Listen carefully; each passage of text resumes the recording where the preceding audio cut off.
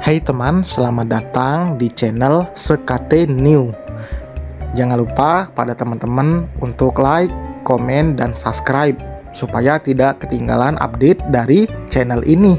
Mimin ucapkan terima kasih. Selamat menyaksikan. Satu kalimat pun tidak keluar dari bibir Salwa saat itu.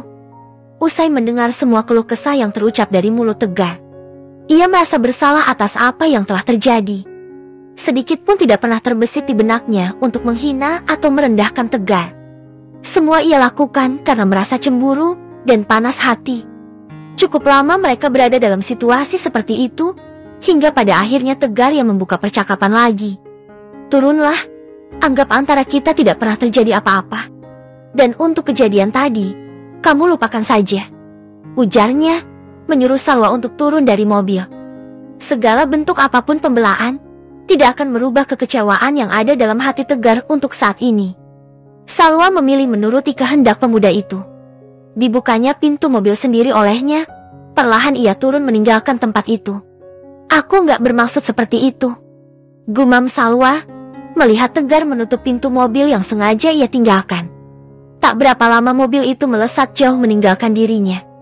Yang tersisa hanyalah rasa bersalah, membelenggu dalam hati. Sedangkan Tegar merasa sangat kacau atas apa yang dilakukan oleh Salwa barusan. Setelah beberapa kilometer berjalan, Tegar menghentikan laju kendaraannya. Ia turun, menutup pintunya kencang. "Argegogi!"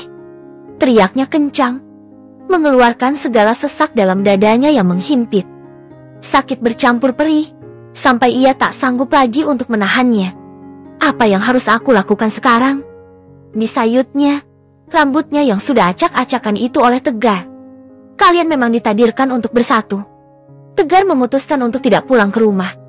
Ia memilih kembali ke rumah sakit untuk menemani Jiva, adiknya. Pagi harinya, handphone Tegar terus berbunyi, mengusik tidur panjang keduanya, membangunkan mereka dari alam mimpi. Perlahan Jiva membuka mata, begitu juga dengan Tegar. "Udah pagi," ujar keduanya. Tegar membantu Jiva untuk duduk. "Apa masih sakit?" tanyanya, hanya dijawab anggukan oleh pemuda itu. "Ya sudah, kamu tunggu di sini dulu, aku cari makanan di luar," ujarnya, beranjak. Baru juga beberapa langkah bergerak, Jiva memanggilnya. "Aku mau keluar dari sini," ujar Jiva, raut wajahnya terlihat frustasi.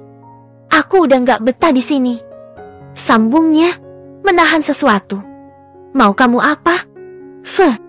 Sahut Tegar, bertanya balik. "Kamu belum dibolehkan pulang sama dokter," lanjutnya, pasang wajah badasnya. Keadaan mendadak sunyi. Jiva terdiam, mulutnya terbungkam rapat. "Ada penyakit serius yang sedang kamu derita saat ini," ujar Tegar lagi. Terpaksa ia katakan itu di hadapan adiknya. Tadi malam, ia baru saja berbicara dengan dokter yang menangani adiknya.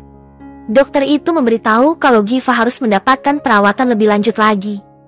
Mereka juga belum memberitahu penyakit apa yang sedang diderita oleh Jiva. "Jiva nggak apa-apa, Bang," sangkal Jiva tertawa lepas, seolah tidak sedang terjadi apapun padanya.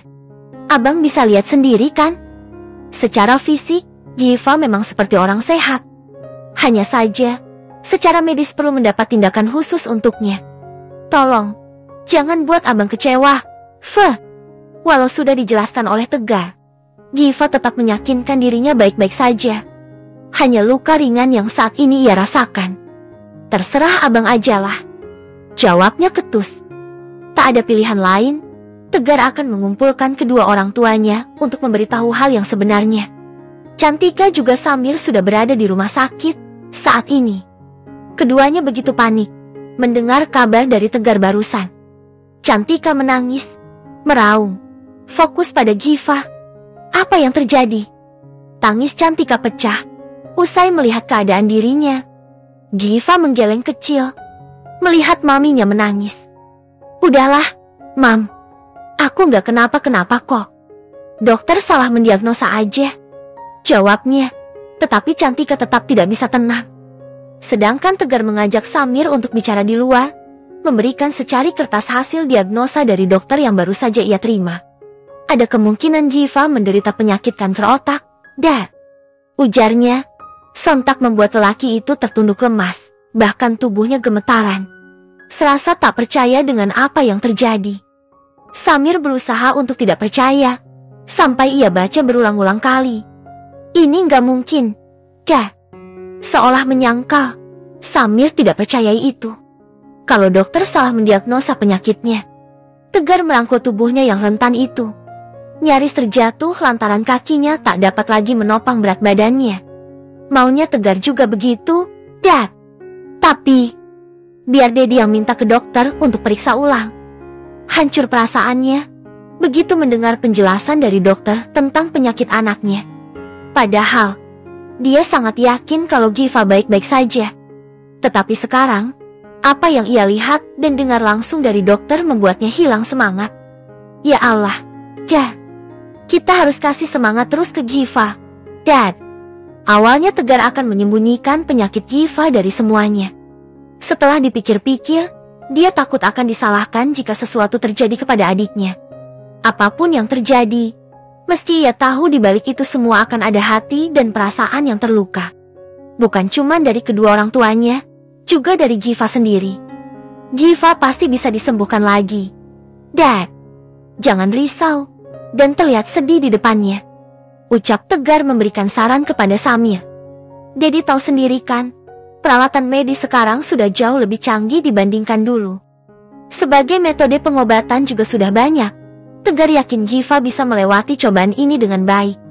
Ada keyakinan tumbuh dalam hati Samir mendengar semua saran dan juga petuah dari Tegar akan kesembuhan putranya. Apa kamu udah kasih tahu Salwa kalau adik kamu seperti itu? Tanya Samir. Setahu dia Giva begitu dekat dengan cucunya. Tegar menggeleng.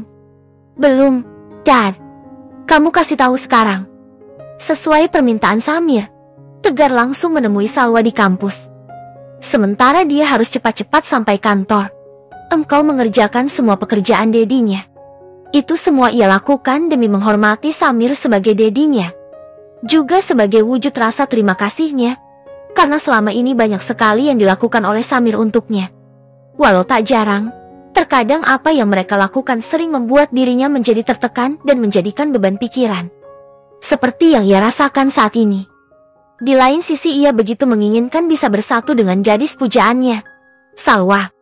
Hanya saja sepertinya semua orang tetap menjadi angan melihat perubahan besar dalam diri Salwa yang sekarang. Sampai juga ia di depan rumah Fajri dan juga Andira. Keduanya baru saja keluar dari bangunan itu dan langsung menghampirinya. Salwa ada, Kak? Tanyanya, mulai lelah, dibuat muter-muter anak gadis itu. Loh bukannya Salwa udah ke kampus?